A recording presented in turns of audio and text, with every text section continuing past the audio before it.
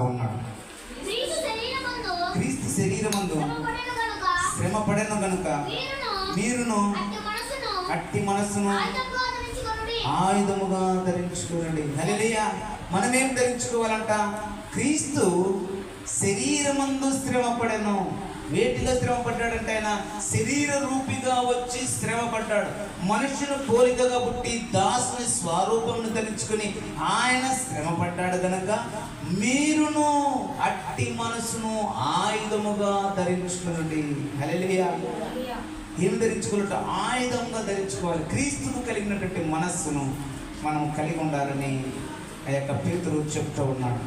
అయితే చూడండి, మనం అట్టి మనస్సును ఎలాగా కలిగి ఉండాలంటే మనకు సహాయం చేయడానికి ఎవరు కావాలంట?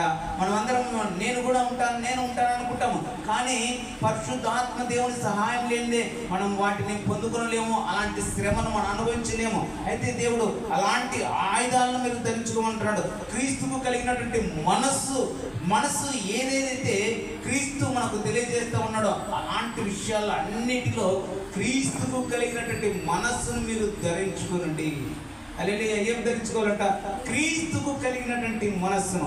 క్రీస్తు శరీరమందు శ్రమపడిన కనుక మీరును అట్టి మనస్సును ఆయుధములుగా ధరించుకోండి. హల్లెలూయా. మన ఆయుధాలు ఏమంటే దేవుడు చెప్తా ఉన్నాడు, అపోస్తలుడైన పౌలు చెప్తున్నాడు, కాగా ఏమంట? జాలి కలిగినటువంటి మనస్సు మన ఆయుధాలు. హల్లెలూయా. క్రీస్తు జాలి చూపించాడు కాబట్టి మనం కూడా అలాంటి మనస్సును కలిగి ఉండాలి. క్రీస్తు దయ చూపించాడు, అలాగనే వినయం చూపించాడు, సాత్విక మనస్సును చూపించాడు, దీర్ఘ శాంతమును వహించాడు, పరిపూర్ణమైనటువంటి ప్రేమను చూపించాడు. కాబట్టి మనము కూడా వీటిని మనము ధరించుకోవలేను. హల్లెలూయా. వేటిని ధరించుకోవాలంటే మనము ఇలాంటి సుగుణాలను ధరించుకోవాలి. యేసయ్యకున్నటువంటి సుగుణాలు. అందుకే ఏమంటారంట, ఇలాగా యేసన్న గారు ఇలాగా పాడారు, ఏమంటారు? సుగుణాల సంపన్నుగా స్తుతిగానాల వారసుడా జీవింతును నిత్యము నీ నీడలో ఆస్వాదింతును నీ మాటల మకరందము సుగుణాల సంపన్నుడా. హల్లెలూయా. ఆయన మంచి గుణాలను ధరించుకుని ఉన్నాడు. హల్లెలూయా. ఆయన మాటల యొక్క మకరందాన్ని మనం స్వీకరించినట్లుగా దేవుని సన్నిధికి మనం వెళ్ళాలి. హల్లెలూయా. ఈరోజు తుమ్మెదలు ఎక్కడికి వెళ్ళి తేనెను సేకరిస్తాయి? తుమ్మెదలు ఉన్నాయి కదా, ఆ తేనెటీగలు మకరందాన్ని ఎక్కడి నుంచి సేకరిస్తాయి? పువ్వుల్లో నుంచి. ఎక్కడికి వెళ్తాయి? ఎక్కడైతే పువ్వులు ఉంటాయో అక్కడికి వెళ్తాయి. హల్లెలూయా. యేసయ్య ఎక్కడ ఉంటాడో అక్కడ మనం వెళ్ళాలి. హల్లెలూయా. యేసయ్య మాటలు ఎక్కడ వినబడుతున్నాయో, ఆయన యొక్క మాటలు ఎక్కడ ఉన్నాయో మనం అక్కడికి వెళ్ళేటువంటి వారిగా ఉండాలి. హల్లెలూయా. అందుకే ఆ మాటల యొక్క మకరందాన్ని మనం స్వీకరించాలి. హల్లెలూయా. వినటం మాత్రమే కాదు, స్వీకరించి తేనెని ఎలాగైతే తేనెటీగలు తేనెని ఎలాగైతే ప్రోగు చేస్తాయో అలాగ మనము వాక్యాన్ని మన హృదయంలోకి నింపుకోవాలి. హల్లెలూయా. అలాంటప్పుడే మన జీవితాలు ఎంతో సమృద్ధికరంగా ఉంటాయి. హల్లెలూయా.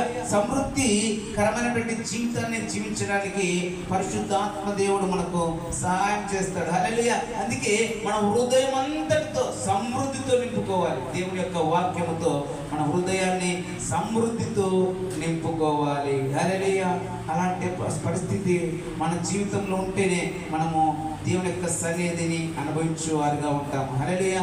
చూడండి, ఒకసారి హెబ్రీయులకు రాసినటువంటి ఒక వాక్యం చూసుకుందాం. మనము హెబ్రీయుల గ్రంథము 6వ అధ్యాయము 4వ వచనం చూద్దాం.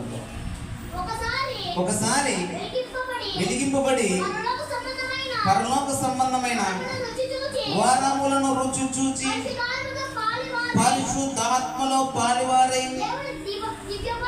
దేవుని దివ్య వాక్యమును రాబో యుగ సంబంధమైన శత్రు ప్రభావమును అనుభవించిన తరువాత తప్పిపోయిన వారు తమ విషయంలో దేవుని కుమారుని మరలా సిలువ వేయుచున్నారు. హల్లెలూయా.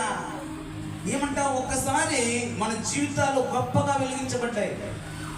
అయితే వెలిగించబడినటువంటి కొంతమంది ఏం చేస్తున్నారంటే పరలోక సంబంధమైన వరములను రుచి చూచారు, అనేకమైనటువంటి వరాలను పొందుకున్నారు, అనేకమైనటువంటి వరములతో వారు ప్రయాణం చేస్తూ ఉన్నారు. అయితే వారు ఏం చేస్తూ ఉంటారు, పరిశుద్ధాత్మలో పాలివారై, వీటిలో పాలివారైనారట, పరిశుద్ధాత్మలో పాలివారై పరిశుద్ధాత్మ శక్తిని అనుభవిస్తూ పరిశుద్ధాత్మ వరాలను ఉపయోగిస్తూ గొప్పగా వాడబడి వారేమైపోయారంట, దివ్యమైనటువంటి దేవుని వాక్యమును విడిచి తిరిగి పడిపోయారంట. చూడండి, అనుభవించిన తర్వాత తప్పిపోయిన వారు తమ విషయంలో దేవుని కుమారుని మరలా సిలువ వేయుచున్నారు. హల్లెలూయా. ఏం చేస్తా ఉన్నారంట, దేవుని కుమారుని సిలువ వేస్తా ఉన్నారు, తప్పిపోతా ఉన్నారు.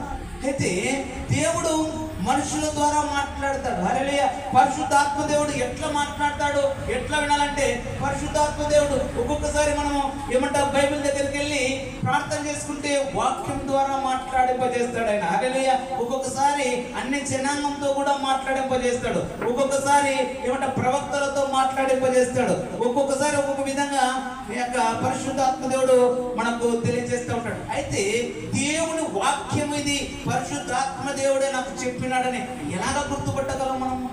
అందుకే యేసుక్రీస్తు ప్రభుల వారు ఒకసారి ఏం చెప్తున్నాడు శిష్యులతో, ఇలాగ చెప్తున్నాడు. శిష్యులందరినీ పిలిచిన తర్వాత ఒక పట్టణానికి వెళ్తున్నప్పుడు ఇలాగంటున్నాడు, అయ్యా ఈ యొక్క లోకము నా గురించి ఏమనుకుంటా ఉంది, లోకం నా గురించి ఏమనుకుంటా ఉంది అంటే, కొంతమంది అంటా ఉన్నారు ఇర్మియా అని అనుకుంటా ఉన్నారు, కొంతమంది ఏలియా అనుకుంటున్నారు, కొంతమంది ప్రవక్తలు ఒకడు అనుకుంటా ఉన్నారని వారందరూ ఇట్లా అనుకుంటున్నారు ఈ యొక్క ప్రజలందరూ అని చెప్పారు. అయితే యేసయ్య అన్నాడు, మీరు ఏమనుకుంటున్నారు